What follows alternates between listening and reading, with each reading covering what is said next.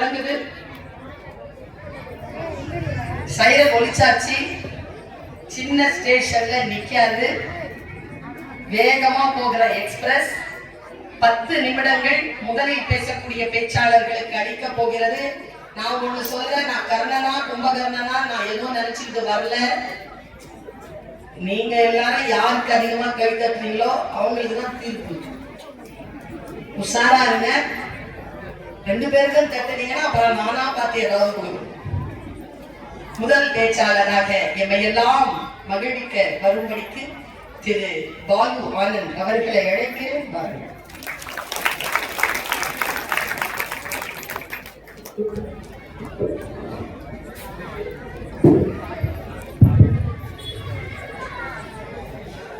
எங்கெங்கு காணிலும் சக்தியடா தம்பி, 7 கடல் அவள் வண்ணமடா என்றான் பாரதிதாசன். அந்த வரிகளுக்கு இணங்க சமூக பணியையும் கல்வி பணியையும் திறமாக செய்து வரக்கூடிய மேதகு ராணி மதுராந்தகர் ஆட்சியார் அவர்களுக்கு இந்த வாய்ப்பினை அளித்தமைக்கு என்னுடைய முதல் நன்றியினை குறித்தாக்கிக் கொள்கின்றேன். கண்ணதாசனை கொடுத்த ஊரும் கம்பனுக்கு அடைக்கலம் கொடுத்த இந்த மண்ணிலே நான் பேசுவதிலே பெருமகிழ்ச்சி அடைகின்றேன். அம்மையார் சொன்னதை போல வேலு நாச்சியாருடைய ஆசி எங்களுக்கு இருக்கும் என்ற நம்பிக்கையோடு இந்த தலைப்பிற்குள்ளாக வருகிறேன். அம்மா சொன்னாங்க, இன்னைக்குதான் என்னுடைய பேச்சை கேட்க போறேன் அப்படின்னு. அங்கு விஜய் தொலைக்காட்சியில் தமிழ் பேச்சு எங்கள் முற்றிலே பேசிய போது அங்கும் எனக்கு அம்மா தான் நடுவர், இந்த பட்டிமன்றத்திலும் அம்மா தான் எனக்கு நடுவர். அதாவது 3 வருஷத்துக்கு முன்னாடி சின்ன பிள்ளையா பார்த்தனா, இப்ப தாடி கடி வளர்ந்து வேஷ்டிலாம் கட்டிட்டு பெரிய பிள்ளை மாதிரி வைக்கணும். தலைப்பு பாருங்க, இதயம் வென்ற இதிகாச பாத்திரம் ராமாயணத்தினுடைய கும்பகர்ணன் என்று பேசவிருக்கிறார். எல்லாரும் ஒரு விஷயம் புரிஞ்சுக்கோங்க, கும்பகர்ணனை எப்படி நமக்கு அறிமுகப்படுத்தி இருப்பாங்க? யாராவது ரொம்ப தூங்கிக்கிட்டே இருக்கிறான் அப்படின்னு சொன்னா, என்னடா நீ கும்பகர்ண மாதிரி தூங்கிட்டு இருக்கியே அப்படின்னு உறக்கத்திற்கு ஊமையாக்கப்படக்கூடிய ஒரு பாத்திரம், ஒரு ஊமை பாத்திரம் தான் கும்பகர்ணன். ஏன் அப்படின்னு கேட்டா, பெரும்பாலான நபர்களுக்கு அவனை உறங்கக்கூடிய ஒரு மனிதனாகத்தான் தெரியும். 6 மாசம் சாப்பிடுறான், 6 மாசம் தூங்குறான், நல்ல ராஜ வாழ்க்கை அப்படின்னு பொறாமைப்படக்கூடிய ஒரு பாத்திரமாகத்தான் கும்பகர்ணனை நமக்கு நம் கதைகளிலே சொல்லி வைத்திருக்கிறார்கள். ஆனால் மரணம் நிகழும் என்று தெரிந்தும் போருக்கு சென்ற 2 பாத்திரம், ஒன்று இங்கு கும்பகர்ணன், மற்றொன்று அங்கே கர்ணன்.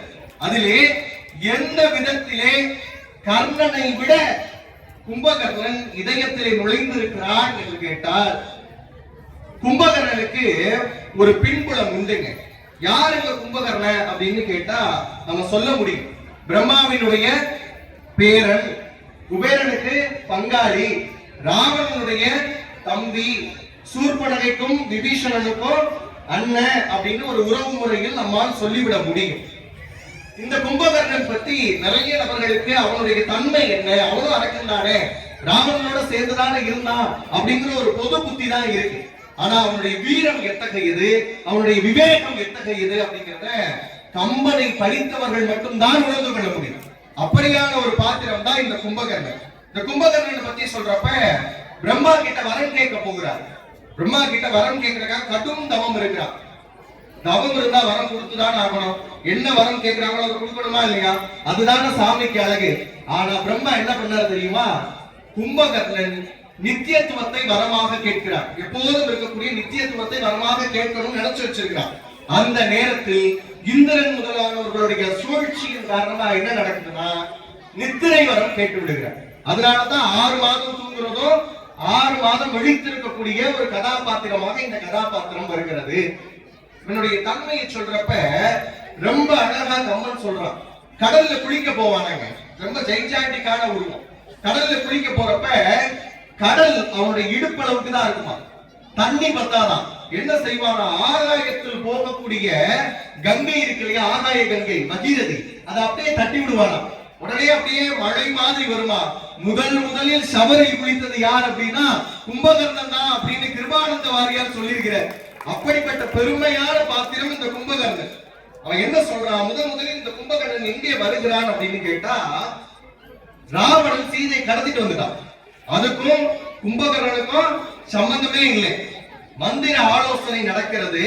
அந்த மந்திர ஆலோசனைக்கு முதலாக கும்பகர்ணன் வருகிறார். இப்படி வரக்கூடிய நேரத்திலேயே அவன் சொல்றான், புலம்பி தவிக்கிறான் ராவணன். ஒரு குரங்கு வந்து இலங்கைய கலங்கு கால் புகான்னு சொல்லி வச்ச காற்று கூட புக அனுமதி வாங்கக்கூடிய இலங்கையை எரிச்சிட்டு போயிருக்கு அப்படின்னு புலம்புறான். இதுக்கு மேல நான் இருக்கணுமா? என்னுடைய உடல் மட்டும்தான் எனக்கு உயிர் இல்லை அப்படின்னு புலம்பி தவிக்கிறான். அப்பதான் ராவணனுக்கு அறிவுரை சொல்லக்கூடிய பாத்திரமாக கும்பகர்ணன் வருகிறான். என்ன சொல்றான் தெரியுமா? உடல் இங்க இருக்கு, உயிர் இல்லைன்னு சொல்றீங்க, அதை விட உனக்கு அசிங்கம் வேற எதுவும் இருக்கா அப்படின்னு கேட்கிறான். கேட்கிறப்ப என்ன சொல்றான் தெரியுமா? நீ அயன் முதல் குலம் இதற்கு ஒருவன் நின்றாய், 1000 மறைபொருள் உணர்ந்து அறிவமைந்தாய், தீயினை நயப்புறுதல் செய்வினை தெரிந்தாய், ஏயினை உரத்தகையை இத்தகையோ அப்படின்னு பேசுறான். நீ பிரம்மனுடைய குலத்தில் வந்தவன், 1000 மறைகளை நன்றாக கற்று உணர்ந்தவன். அப்படி இருந்தும் கூட ஒரு குரங்கு நாட்டை எரிச்சிருச்சேன்னு கவலைப்படுறேன். நன்னகர் அழிந்தன அணிந்தனை, எல்லா விஷயத்திலும் வெட்கப்படுறீங்க, நீ எதுக்கு வெட்கப்படணும் தெரியுமா அப்படின்னு பேசுறான். அடுத்தவங்க பொண்டாட்டியை கடத்தி வந்து வச்சிருக்கிறியா, அதுக்கு தான் நீ வெட்கப்படணும்னு அண்ணனுக்கு நன்றி உணர்வு சொல்லக்கூடிய, அண்ணனாக இருந்தாலும் தப்புனா தப்புதான் அப்படின்னு சொல்லக்கூடிய ஒரு பாத்திரமாக தான் கும்பகர்ணன் இருக்கிறான். ரொம்ப அழகா ஒரு இடத்துல பேசுறாங்க. பேசுவது வீரம், இடை பேணுவது காமம், கூசுவது மானுடரை, நன்று நமக்கொற்றம் அப்படிங்கிறான்.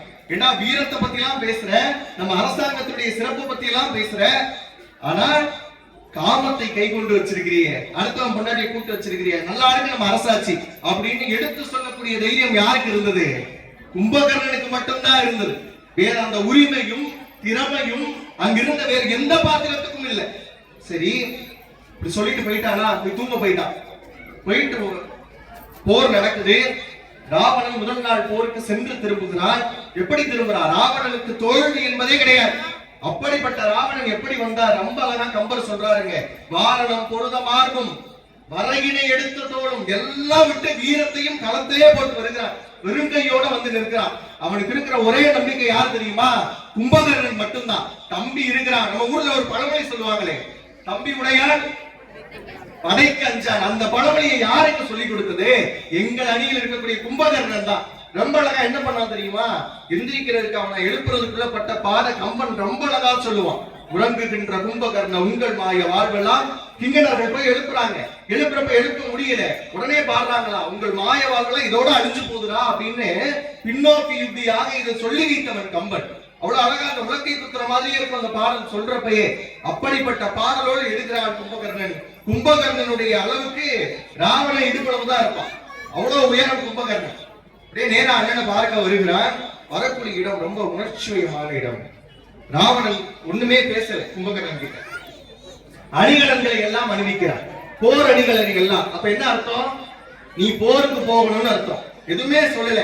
அணிவித்தவுடன் அவன் கேட்கிறான், சாதகியுடைய துயரம் இன்னுமா முடியலன்னு கேட்கிறான். நம்ம நல்லா பாருங்க, தூக்கத்துக்கு நம்ம தூங்க போறப்ப எதை நினைக்கிறோமோ அதுதான் கனவுலையும் வரும் இல்லையா? அது மாதிரி எந்திரிக்கிறப்ப அவனுடைய கனவு எதுவாக இருக்கிறது? சீதையினுடைய விடுதலை அவனுடைய கனவாக இருக்கிறது.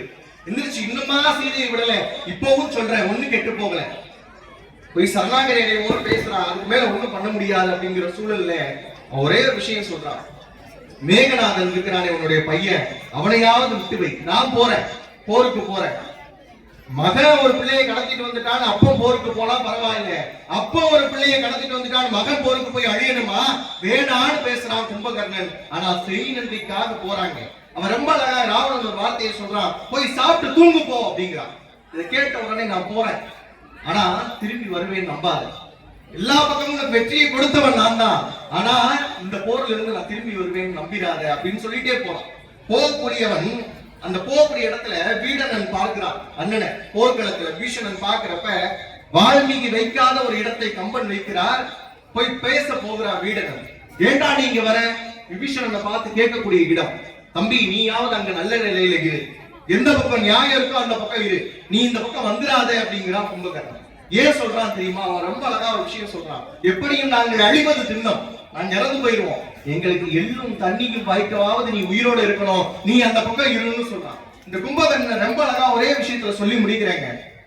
அவன் ரொம்ப அழகா சொல்றான், நீ வந்தன்னா உனக்கு அரியணை கொடுப்பான், ராமன் உனக்கு அரியணை கொடுப்பான். டேய், அண்ணனை கொண்டவன் கொடுக்கக்கூடிய அரியணை எனக்கு தேவையில்லைன்னு சொன்னவன் கும்பகர்ணன்.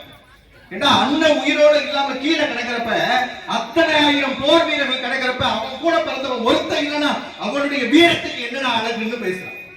அந்த இடம் தான் ரொம்ப அழகா ராவணன் அப்படியே ஒரு பார்வை பார்க்கிறான் அவனுடைய கோட்டையை. அங்கு அழுகை, இங்கு புலம்பல். ஒரு தம்பி நல்லா இருக்கணும், அண்ணன் நல்லா இருக்கணும்னு நினைக்கக்கூடிய ஒவ்வொரு கதாபாத்திரம் நம்ம வீட்டுல இருக்கா இல்லையா?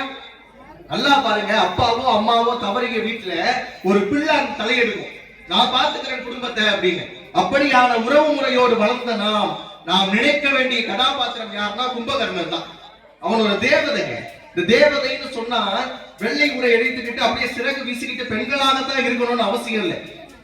ஆண் அந்த தேவதைக்கு பாலினம் கிடையாது, அந்த தேவதைக்கு எந்த ஒரு உருவ அமைப்பும் கிடையாது. அந்த வகையில பாத்தீங்கன்னா கும்பகர்ணன் ஒரு தேவதை. நான் ஒரே விஷயம் சொல்லி நிறைவா முடிவு செய்யறேன்னு நினைக்கிறேன்.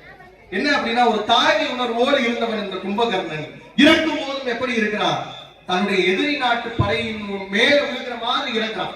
அப்படிப்பட்ட செய்நன்றி உடைய கும்பகர்ணன் ஏன் மனிதனுடைய பாத்திரத்தில் நிற்கிறான் தெரியுமா? எல்லாருக்குள்ளேயும் கும்பகர்ணன் மாதிரியான ஒரு தாய்மை உணர்வு இருக்கிறது, கும்பகர்ணன் மாதிரியான ஒரு தேவதை உணர்வு எல்லாருக்குள்ளேயுமே இருக்கு. அதுக்கான சூழல் வரும்போது தக்க நேரத்தில் வெளிப்படும். ஒரே ஒரு கேள்வியை சொல்லி முடிக்கிறேன். ஏன் கர்ணன் இவங்க பேசுறாங்களே, கர்ணன் தன்னுடைய கவச குண்டலத்தை இந்திரனுக்கு கலட்டி கொடுக்கும் போது துரியோதனன் கிட்ட கேட்டானா? அங்க நாட்டு அரசர்களுடைய பதவியை கொடுத்த துரியோதனன் தானே. ஒரு தடவையாவது துரியோதனன் கிட்ட கேட்டானா? இல்ல குந்தி தேவி வந்து வரம் கேட்டாலே நாகாஸ்திரத்தை ஒரு முறை மட்டும்தான் பயன்படுத்தணும்னு துரியோதனன் கிட்ட கேட்டானா? இல்ல வந்து பாண்டவர்களில் அர்ஜுனனை தவிர யாரையும் வதைக்க மாட்டேன்னு ஒரு வரம் கொடுத்தானே துரியோதனன் கிட்ட கேட்டானா? கண்டபெருமான் கடைசியாக அந்த ரூபத்துல வந்து உன்னுடைய செய்நன்றி எல்லாம் உன்னுடைய புண்ணியத்தை எல்லாம் எனக்கு தாரை வார்த்தையுடன் கேட்டாரே, தனக்கு அங்கதேச பதவியை கொடுத்த துரியோதனன் கிட்ட கேட்டு சொல்றேன்னு சொன்னானா? இல்லை, ஒருபோதும் கர்ணன் செய்நன்றிக்கு சிறிது வலிமைதான் இருக்கின்றார். ஆனால் செய்நன்றிக்கும் செய்கர்மத்திற்கும் பாசத்திற்கும் நேசத்திற்கும் மக்களுடைய இதயத்தில் இருக்கக்கூடிய பாத்திரமாக என்றும் நிலைத்திருப்பது ராமாயண கும்பகர்ணனே என்று சொல்லி நல்லதொரு வாய்ப்பிற்கு நன்றி பகிர்ந்து விடைபெறுகிறேன். நன்றி. எப்பவுமே வந்து